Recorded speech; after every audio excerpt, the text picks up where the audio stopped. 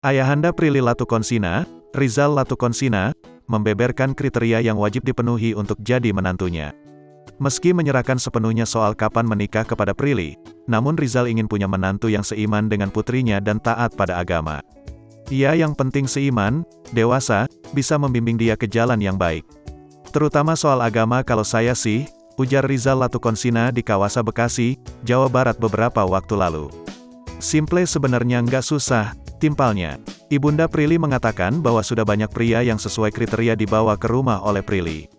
Namun semuanya diakui Prilly hanya sebagai teman saja, belum sampai menjalin hubungan asmara yang serius. Banyak dibawa, tapi itu teman, kata Uli Julita ibunda Prilly. Ada nggak ya? Iya, kalau mau ke rumah mah ya silakan. Timpal Rizal. Prilly menegaskan bahwa dirinya hingga saat ini belum memikirkan urusan jodoh, bahkan ia mengatakan tak akan menikah dalam waktu dekat ini.